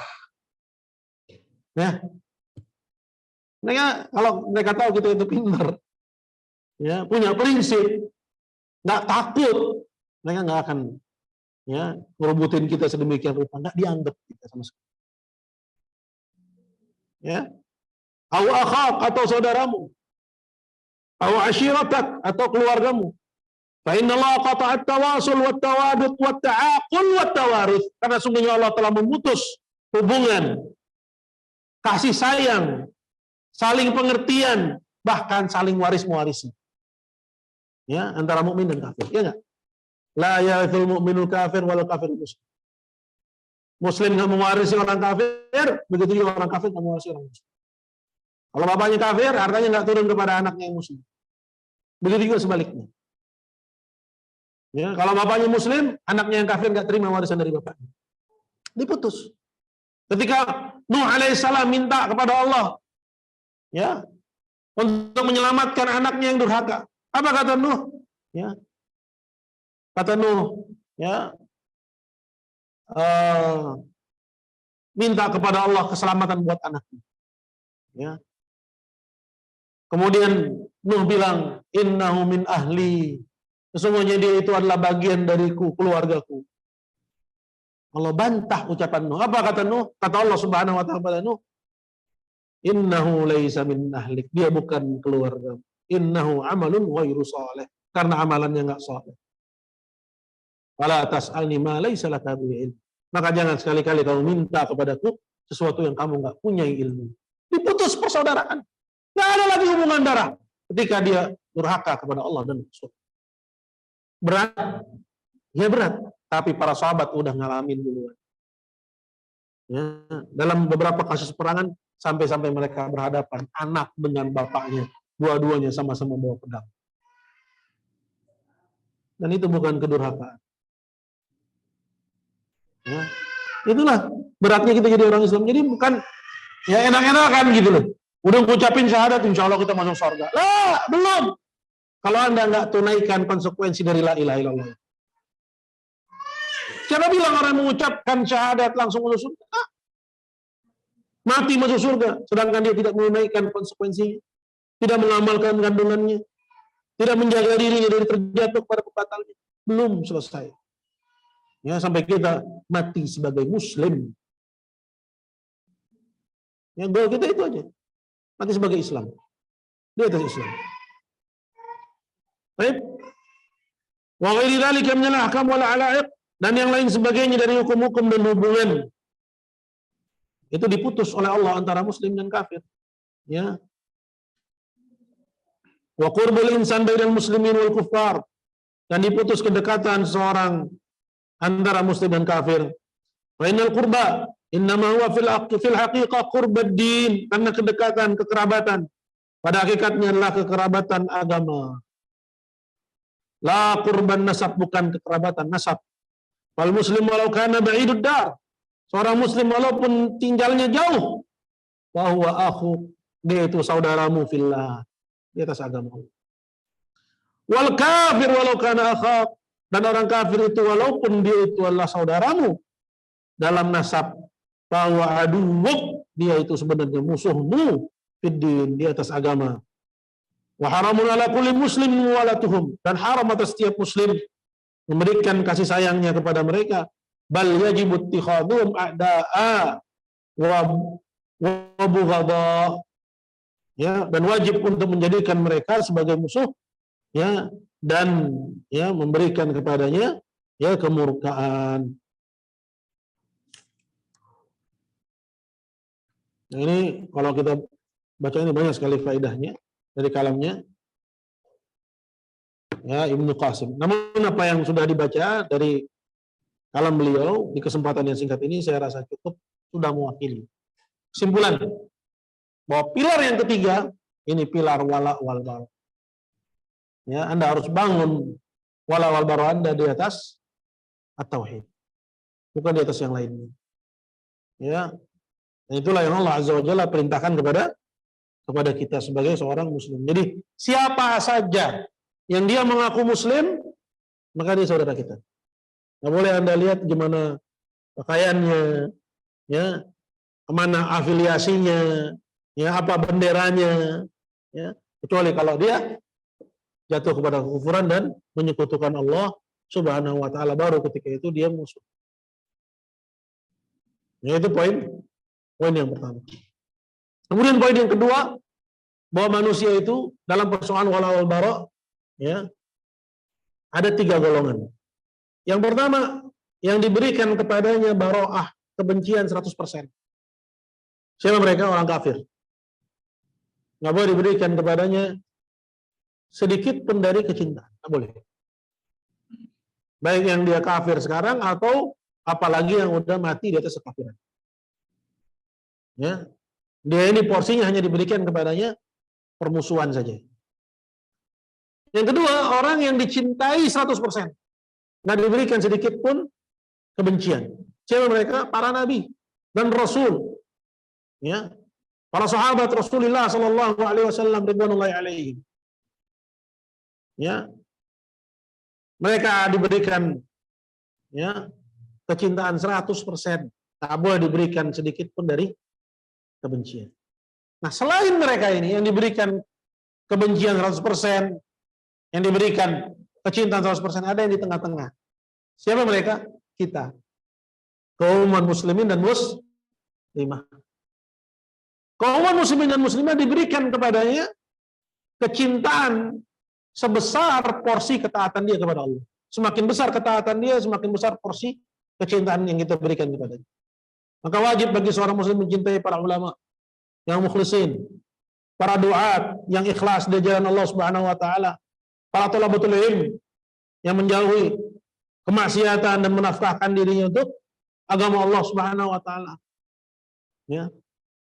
Maka porsi kecintaan kepada mereka lebih besar. Tapi tetap ada porsi kebencian sebesar ya kemaksiatan dia kepada Allah. Nah, kebalikan dari mereka, itu orang-orang yang diberikan kepadanya porsi kebencian lebih besar daripada kecintaannya. Siapa mereka? Itu orang-orang yang kemaksiatannya kepada Allah lebih besar daripada ketaatannya. Jadi nggak ada ya seorang yang muslim diberikan kepadanya loyalitas 100%. Sedangkan dia bukan nabi. Ya. Melainkan diberikan kecintaannya sesuai porsi ketaatannya kepada Allah dan diberikan kepadanya kebencian sesuai kemaksiatan dia kepada Allah. Mana yang lebih besar tergantung kepada mana yang besar, apakah kecintaannya, apakah kemaksiatannya kepada Allah Azza wa Jalla. Ya. Nah, kesimpulan terakhir, ya, kita sudah ambil 3 masail. Yang pertama, pilar sunnah. Wajib bagi kita untuk mentaati Rasul. Ya, dan ada ancaman bagi yang mendurhakai.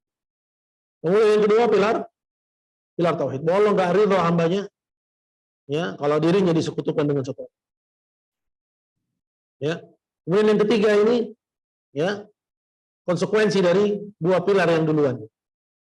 Barang siapa yang sudah menaati Rasul dan sudah menauhidkan Allah, maka nggak boleh dia memberikan loyalitas kecintaannya kepada orang-orang kafir. Ya. Wallahu ta'ala ala wa'lam. Baik, jika ada pertanyaan, saya persilahkan.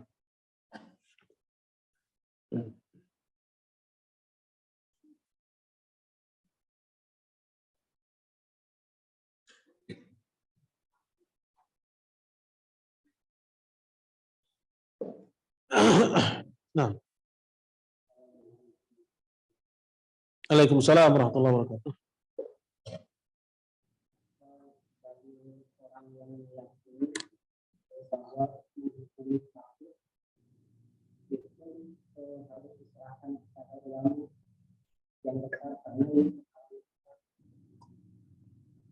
Apa dalil orang yang meyakini bahwa persoalan pengkafiran itu hanya porsinya ulama?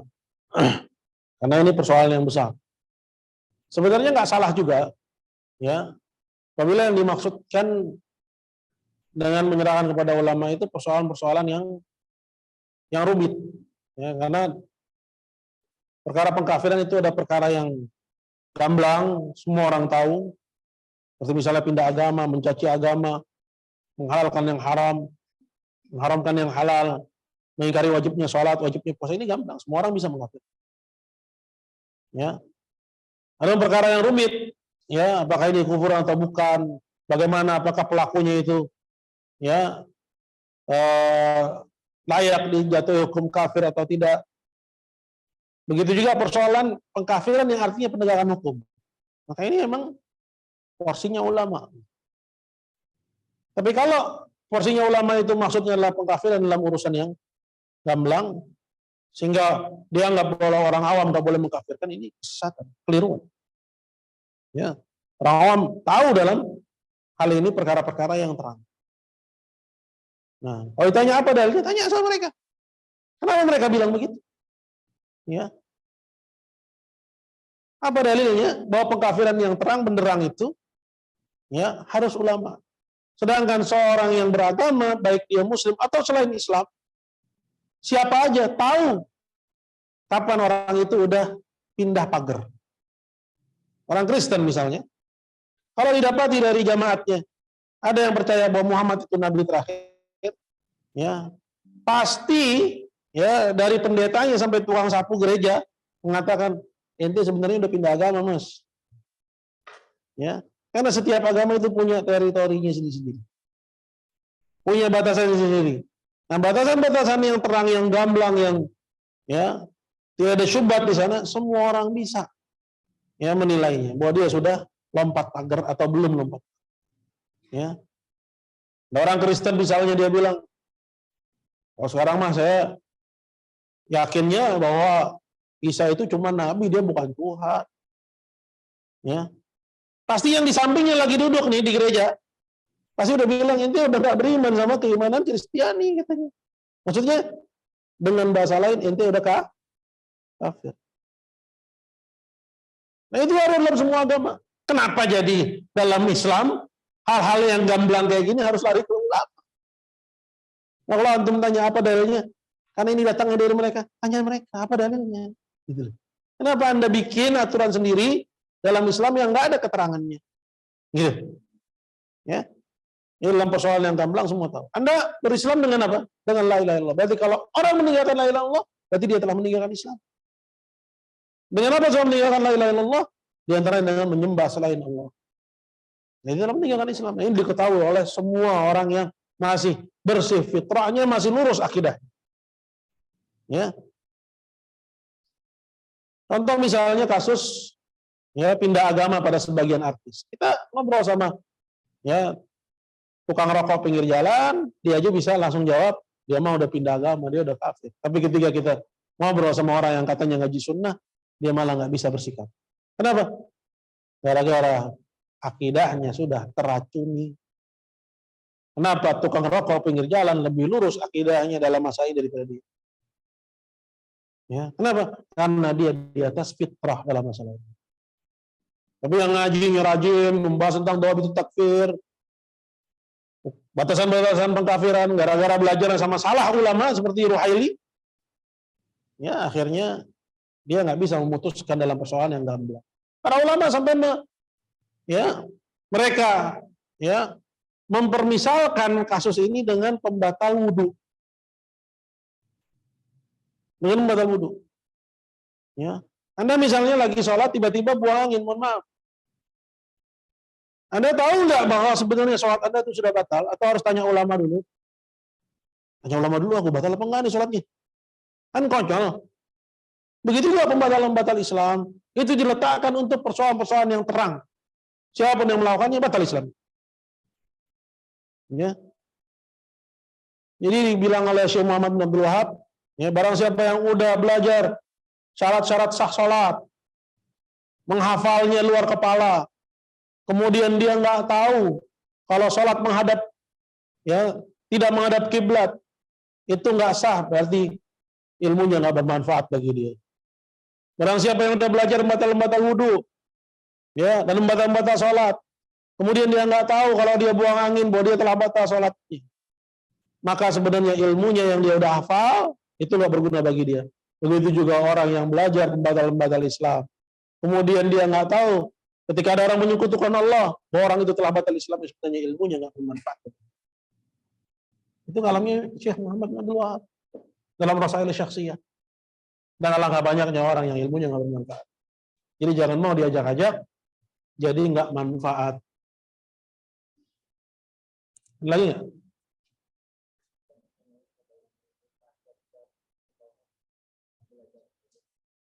Ya bagus itu ya, kiat-kiat istiqomah belajar tauhid. Yang pertama, ya belajar dari ya orang yang pemahamannya lurus. Ya.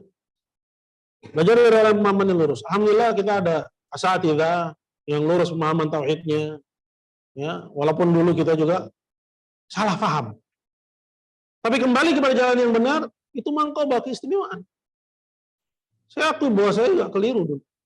Alhamdulillah kita arat, kita tanyakan kepada ulama, ya Syekh ini pemahaman kami benar apa salah Syekh? Kalau salah tolong diluruskan. Ya. Artinya kita sudah arat, kita sudah tanyakan pemahaman kita. Dan banyak alhamdulillah dari asatidzah ya yang lurus pemahaman tauhidnya. Kalau kita sanggup belajar kepada masyayikh, belajar juga pada masyayikh yang lurus tauhidnya. Ya, seperti misalnya Syekh Shalih Al Fauzan, Syekh Shalih Ali Syekh, Syekh Shalih ya Syekh Abdul Aziz Ali Syekh, ya, yang punya jalur kepada ulama Najd, kepada murid-murid dan keturunan Syekh Muhammad bin Abdul Wahab rahimahullah taala. Nah, itu alhamdulillah masih ada. Syekh Shalih Ali Syekh punya syarah terhadap Kasyfus Syubhat. Kenapa kita lari kepada syarah dari selain keturunannya? Hingga akhirnya di lapangan kan terjadi persepsi yang berbeda. Intinya yang pertama, belajar dari ulama yang lurus akidahnya, dari dai dan ustadz yang lurus akidahnya dalam tauhid. Yang kedua, tadarruj. Harus bertahap. Ya. Dan tahapan belajar at-tauhid untuk uluhiyah Anda belajar dari usul salas. Ya, kemudian qawaid arba. Ya. Ini jalur singkatnya. Kemudian nawaqidul Islam. Ya, kemudian kasyfus syubhat, kemudian kitab tauhid. Ya. Beberapa di antaranya bisa takdim wa ta'khir. Bisa misalnya kitab tauhid duluan, kasyfus syubhat belakangan, sah-sah saja hal itu. Ya.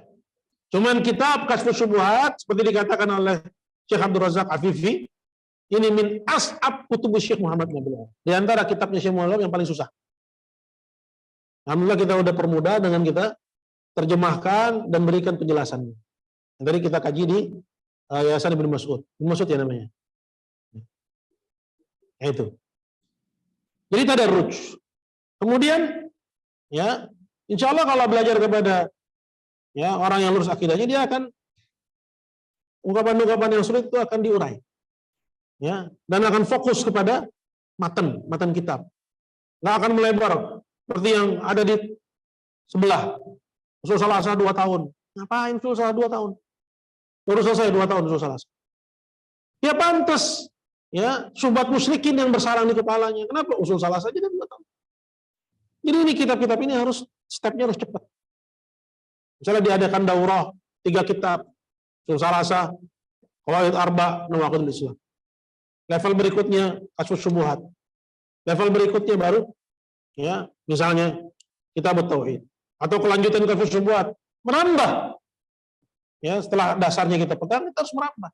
Sehingga kita tahu kesyirikan seperti apa yang dulu diperangi oleh Syekh Muhammad Wahab. Ya. Dan kesyirikan seperti apa yang dulu diperangi oleh Nabi SAW. Ya. Merambah ke misalnya hukum takfir muayyan, Syekh Ishaq, karena terjadi syubhat di situ. Ya. Karena sebagian orang yang belajar tauhid, ya akhirnya malah ya mengambil musyrikin sebagai saudara. Nah, itu diurusin dalam kitab hukum takfir muayyan. Atau Mufidul Mustafid, ini kelanjutan dari kasus syubhat atau rasail-rasail syekh yang lain. Kemudian apabila uluhiyah yang dasarnya sudah dapat, pindah kepada asma wa sifat atau akidah ammah, akidah umum. Anda bisa belajar seperti misalnya kitab ya akidah wasitiyah. Kemudian yang agak sulit dikit qawaidul muthlahnya Syekh Utsaimin rahimahullah. Ya. Nah ini. Ya. Atau kitab-kitab membahas tentang akidah umum seperti misalnya Syarh Sunnah, Al-Barbahari, Kitab Sunnah Muzani, itu juga kitab-kitab lain seperti Al-Iqtisad fil I'tiqad, Ibnu Qudamah Al-Maqdisi, ya, dan yang lain sebagainya untuk memperkuat ya hujah kita. Karena kita membantah musyrikin, ini yang utama, ya, mengetahui syubhat mereka agar jangan ikut terperangkap seperti mereka terperangkap. Dan yang kedua, membantah syubhat ya al-mutakallimin. Ini musuhnya beda. Musuhnya Asy'ariyah yang menjadi mayoritas agama yang dipegang oleh ya orang Islam di Indonesia, Malaysia, Brunei, Filipina. Itu secara akidah Asy'ariyah. Ya. Nah ini. Jadi bangun malakah kita, kemampuan pengetahuan kita tentang tauhid itu dengan tadarruj. Alhamdulillah zaman sekarang mudah. Ya, apalagi kalau Anda bisa bahasa Arab, Anda bisa langsung lihat syarahnya dari para ulama. Ada YouTube, ya, ada rekaman-rekaman, ada telegram ulama, langsung bisa lihat di situ. Tapi kuncinya satu, ya para talabatul ilm harus bisa bahasa Arab. Termasuk juga ikhwan harus bisa bahasa Arab. Ya, karena itu gerbangnya biar kita bisa naik ke level yang berikutnya. Allah. Mungkin cukup ya. Udah 5 menit lagi. 1 menit lagi. Anda juga udah capek ngomong. Istri Anda suka kaget. Wah, Bang bisa sih ngomong selama itu. Anda juga capek sebenarnya. Lagi hari ini 3 kajian dari subuh, kemudian dari pagi ya di sini. Nasallallahu alaihi wasallam. Baik, semoga apa yang disampaikan bermanfaat bagi saya pribadi dan juga jamaah sekalian. Saya mohon maaf. Subhanakallahumma wa bihamdika. Assalamualaikum warahmatullahi wabarakatuh.